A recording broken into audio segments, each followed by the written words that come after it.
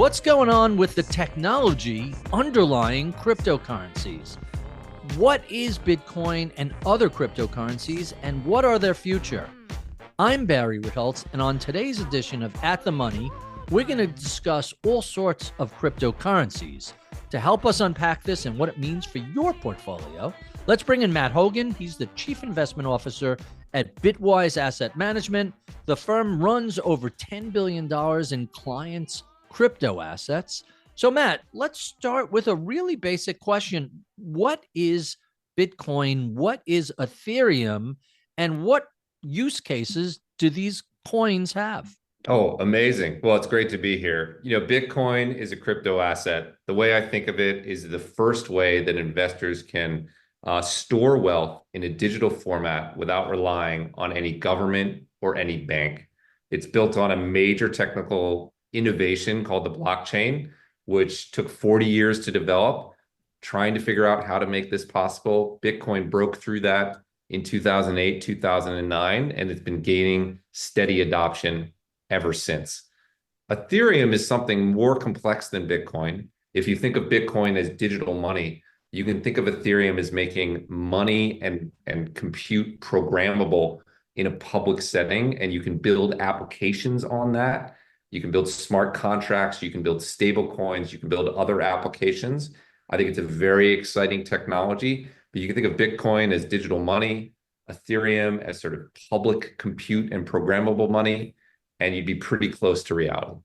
So you mentioned smart contracts. I'm kind of fascinated by that. When we were talking about this a few years ago, the idea for smart contracts for concert tickets had come up where, hey, Taylor Swift is unhappy that in the US, scalpers are buying up their tickets, keeping them away from the fans and selling them for $5,000. If we were to put Taylor Swift contracts on Ethereum, she could sell her tickets at $50, and whoever buys them, if they want to resell it at a higher price, she says, great, this contract says I get half of that. And so the idea is to encourage it going to fans and making it less profitable for scalpers. But even if they do scalp it, well, then the artists themselves get it. How realistic are applications like that? And when might we see something along those lines? I love it. It's all going to happen, Barry. I think they're all realistic. Crypto enables frictionless programmable money. So what you're raising there is an example of allowing money to be programmable. It's not just concert tickets. You could say the same thing about art. Artists are always upset that they sell their art and then it 100x's in price and they don't benefit from that directly. And so this idea of attaching revenue streams downstream from it is something that you can do easily in the blockchain setting. The natural question is, why hasn't it happened, right? If we were talking about this 2 years ago and it's such a great idea, why hasn't it happened? And there are two reasons for that. One is that crypto has had a regulatory cloud hanging over it. The SEC has been launching lawsuits against crypto. There was concerns in Congress. A senator was building an anti-crypto army. If you're a mainstream corporation, are you going to build a new business in an area where a senator is building an army to crush you? You're not. So we didn't see any of that. The second is that blockchains were slow and costly until about a year ago. Sort of, we've gone through in blockchains what we went through going from dial-up to broadband internet. Now we have highly performant, low-cost blockchains that can perform a lot of transactions, and we have a positive regulatory environment. I think you're going to see a flowering of 1 million use cases over the next 2 or 3 years in crypto that are going to blow people's minds. I think they're going to go mainstream. You're going to be using crypto apps without even knowing it. And I think people haven't woken up to that reality yet. So you're really suggesting we're like 1993 in the internet? Is that a good frame of reference? That is exactly right. And you're seeing these crypto apps pop up and break through people's consciousness. A good example was Polymarket during the election. Oh, sure. Everyone was looking at Polymarket for the prediction odds on who would win the presidential election. It was in the Bloomberg terminal, right? The data from it. That was a crypto app. It could only be built on crypto. Crypto enabled it to happen. And yet no one was talking about that. So yeah, it's 1994, 1996 in the internet. We're starting to see a few examples. Yahoo's jumping up. Email is jumping up, Hotmail is happening, but it hasn't gone mainstream yet. It's about to. So it sounds like there are a lot of new use cases for things like Ethereum. Give us some other examples, because you're obviously much more knowledgeable about this than I Yeah, am. stable coins are one of the great killer apps to develop in crypto. A stable coin is a money market fund, but on a blockchain, right? It's a way to access dollars on a blockchain. So why is that a killer app? There are two reasons. One, it puts a US bank account at the fingertips of anyone with a cell phone, anywhere around the world. And if you're in Argentina or you're in Turkey and you can't easily access a US dollar bank account, but your currency has high inflation, you're going to want access to stablecoins. That's built primarily on Ethereum.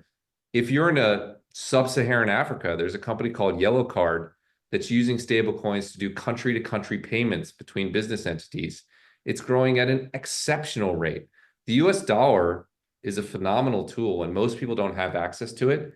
Stablecoins make that instantly accessible globally. And so I think that's a good example of how crypto can really go mainstream at a very fast rate. So let's talk a little bit about security. I recall 10 years ago, crazy numbers, something like a lot of hacks, a lot of thefts. And we talked previously about passwords, something like 20% or 25% of all Bitcoins have been lost because the owners either misplaced the drive it was on or misplaced the password. That sort of security issue seems to have been taken care of as this has become financialized and you can buy coins in ETF fashions. Tell us a little bit about custody and security of crypto assets. Yeah, I mean, it's worth noting those stories always sound so ridiculous. How could these crazy people lose their passwords now worth $1 billion? But remember, at the time, it wasn't worth $1 billion. It was worth a few bucks, right? Somebody bought two pizzas for 80,000 Bitcoin. That's now worth $1 billion. I sure hope they Jeez. were good. But you have to think back to then when Bitcoin was trading for a few cents. People weren't as careful as they would be today. But the technology has improved exponentially. Now, the way most people custody their Bitcoin, their Ethereum, their other crypto assets is through regulated, qualified custodians with insurance from leading insurance providers who have been doing this for years and have hundreds or thousands of people who help manage that securely. And the track record for those qualified custodians is sterling. And so I think it's really improved sort of exponentially. And to give you a sense of how long that's been going on, in November 2017, there was literally an episode of The Big Bang Theory where they talked about mining coins and putting it on a drive that subsequently got lost. And back then in 2017, it was tens of thousands of dollars. Today, it's a whole lot more than that. So I keep hearing from some skeptics who are saying this is a bubble. All these cryptocurrencies are just speculative excess. How do you respond to that? Well, they may be right. Of course, that's what makes a market. But many of the smartest investors in the world are allocating to Bitcoin and crypto. Stan Druckenmiller is allocating to crypto. Abby at Fidelity is allocating to crypto. BlackRock is building a huge business in this. 60% of the world's largest hedge funds have a position in Bitcoin. It may be that those people have a right point of view as well. When I look at crypto today, it looks to me like a technology that is just crossing the chasm from early adopters to mainstream and Mm-hmm. has yet to gain that sort of mainstream attention. It's of course possible, Barry, that the price will pull back. It's been the best performing asset in the world for the last couple of years. It could be due for a pullback, but long term, it's not at a mature state, right? Bitcoin is not standing shoulder to shoulder with gold. Ethereum is not standing shoulder to shoulder with Amazon cloud services. We think of them at a discounted level until they're standing shoulder to shoulder. I don't think we've reached maturity or bubble level. It is, and I think we're getting there, but I don't think we're there yet. So let me ask you a two-sided question, and you can answer them both. What do the skeptics not understand about crypto generally? What do you think the advocates either get wrong or overemphasize?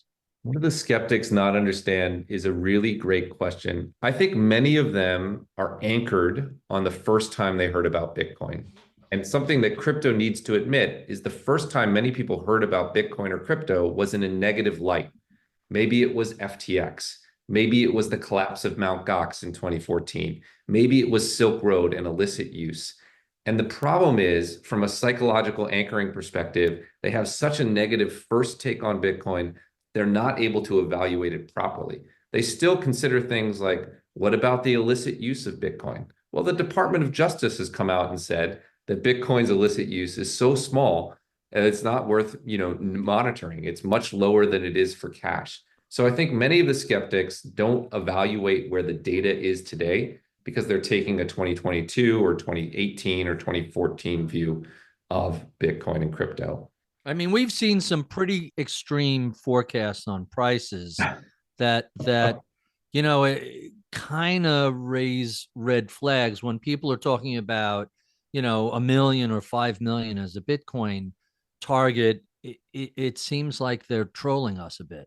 It does seem like they're trolling us a bit. I think they underestimate the efficiency of markets and the ability of markets to accurately value what an asset is. Just because Bitcoin has gone up in the past and crypto has gone up in the past does not guarantee that it will go up in the future. And there are significant foreseeable and unforeseeable risks in the future that we should think about. Their regulatory risks, their technology risks, their adoption risks. Look, it's hard to be the best performing asset in the world for 10 consecutive years and then tack on an 11th.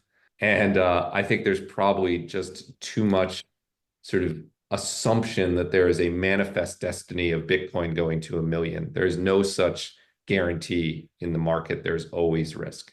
Well, the trend is your friend. That's the old trading desk statement. True. So that leads to a really interesting question. Are these coins an investment or are they a speculation? Yeah, they're absolutely an investment, and some of them have elements of speculation. Let me give you an example of Bitcoin. I think when you're investing in Bitcoin, Barry, you're making two bets. One, you're making a speculative bet that Bitcoin will stand shoulder to shoulder with gold as a store of value asset. Right now, it's about 10% of gold. You're saying, I think it'll be 20, it'll be 30, it'll be 40, it'll be 50, it'll be 100.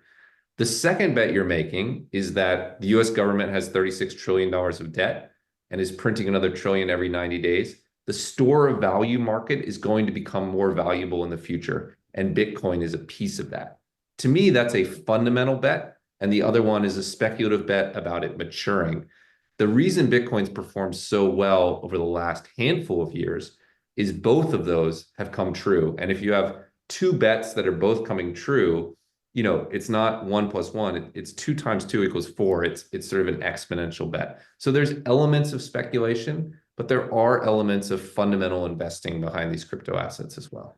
So to wrap up, investors should pay attention to the various coins, in particular Bitcoin and Ethereum, as a new technology that is crossing the chasm from early adopter towards mainstream investing. It doesn't mean that you outsize your position. It doesn't mean that you oversize holding Bitcoin. Think about this as a new technology that is starting to be adopted more broadly in the world of both finance and technology, and try and, every beer commercial ends with drink responsibly, invest responsibly. If you want to take a few percentage of your portfolio and throw it into a Bitcoin ETF, there's nothing terrible about that. You just don't want to go hog wild and get sucked into the bubble mentality. That's where people run into trouble. Thanks, Matt. This has really been interesting. I'm Barry Ritholtz. You've been listening to Bloomberg's At the Money.